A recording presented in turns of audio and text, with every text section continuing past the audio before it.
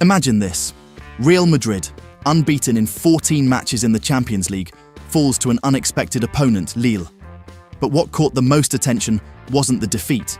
It was what happened to one of their brightest prospects, Endrick. At just 18 years old, he already bears the weight of harsh criticism from the Spanish media. Is he the new Cristiano Ronaldo, or just an impetuous young talent? And what about Rudiger's unexpected reprimand during the game? Stay tuned, because we're going to tell you all the details of this match, the controversies, and of course, Endrick's firm response to his critics. You won't want to miss this. Let's continue with the Endrick play. Despite the brilliant move he created with his speed and skill, it's undeniable that this was a goal he should have scored, especially playing away in the Champions League. A goal that could have changed the course of the match. Endrick had the chance to silence the critics and put Real Madrid ahead, but his shot was saved by the Lille goalkeeper, which increased the pressure on the young striker, who knows that in matches at this level, there's no room for mistakes. Overall, Real Madrid did not present their best football. The team seemed out of rhythm, struggling to break through Lille's well-organized defensive block, which played intelligently.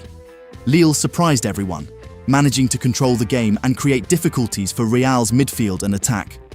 While the Merengues couldn't impose their style, Lille was rewarded for their tactical discipline, eventually scoring the winning goal from a penalty converted by Jonathan David.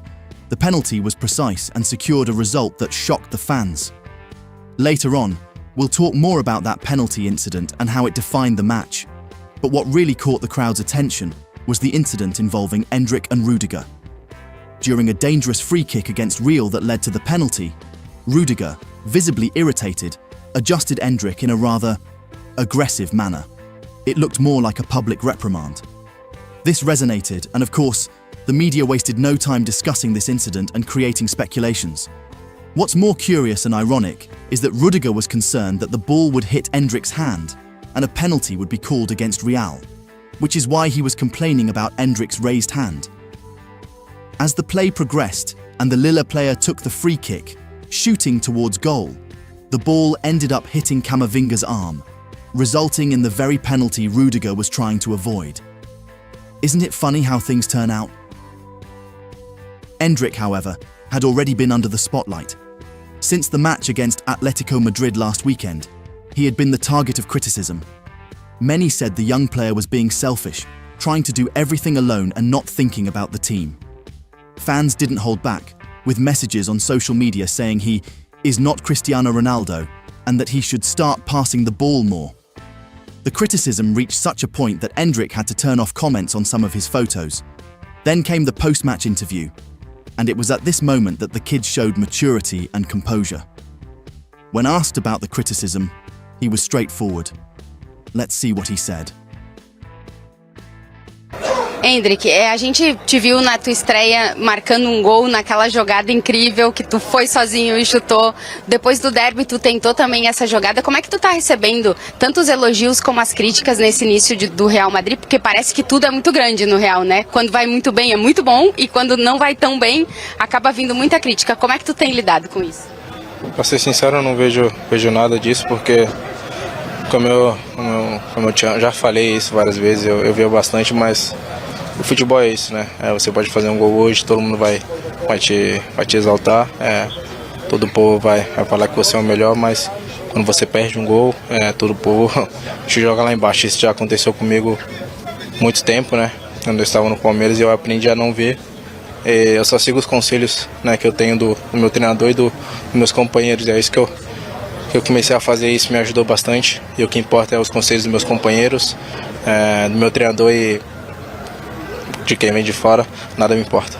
Endrick, a gente te agradece muito depois de uma derrota do time tu ter vindo aqui falar com a gente. De verdade, muito obrigada e que tu continue aí bem a tua trajetória. A gente espera continuar contando a tua história. Obrigada. Valeu, obrigado.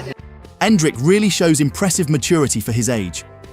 His statement reveals a strong mindset, showing that he understands that every experience, good or bad, is an opportunity to learn.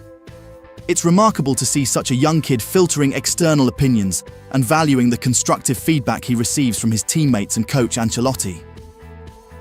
This attitude reflects a resilient character and a dedication that can help him grow and mature quickly in football.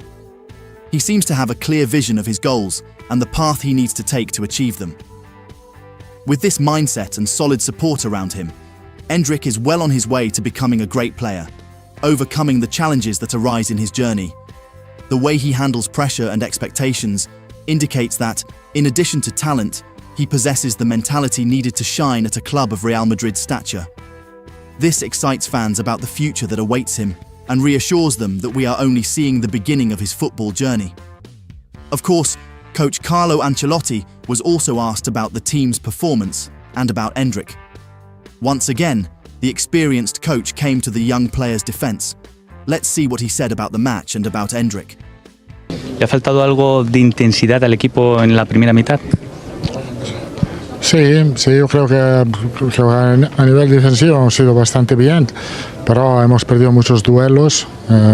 El equipo estaba bastante ordenado en la primera parte, pero hemos perdido muchos duelos. Esto nos ha costado entrar en el partido y tomar el control del partido. Llegan los cambios que buscaba con la incorporación de Fran García en la segunda parte. Para jugar un poco más por fuera, para intentar de romper la línea de los cuatro, pero ha sido sí, muy difícil. Pocas veces hemos buscado claras oportunidades, solo una en principio con Endrick, y después en los últimos hemos tenido muchas oportunidades, pero no con claridad en el juego, solo un balón aéreo, mucha pelea en el área. Se podía marcar, sí, se podía marcar, pero yo creo que nos viene bien. Es un golpe de atención que nos viene bien, un poco de crítica. Creo que para mejorar esto nos viene bien. Finally, Ancelotti made it clear that the responsibility for the defeat does not fall on Endrick's shoulders, but rather on the collective performance of the team. He emphasized that all players need to improve, highlighting that each one should learn from the mistakes made during the match against Lille. With Mbappe's return, the young striker, who had the chance to shine as a starter, will likely face tougher competition for minutes on the pitch. This means Endrick will have to quickly adapt to a scenario where he needs to make the most of the opportunities given to him. Everyone is eager to see how he will perform in the face of these new challenges, and the expectation is that this learning phase will contribute significantly to his development as an athlete. So the question remains, is Endrick being too selfish in his plays, or is he just trying to prove his worth at a crucial moment? And what about the incident with Rudiger, where many saw it as an ignorant attitude to adjust Endrick in the wall? Will this experience help him mature over time? We want to know your opinion on all this controversy.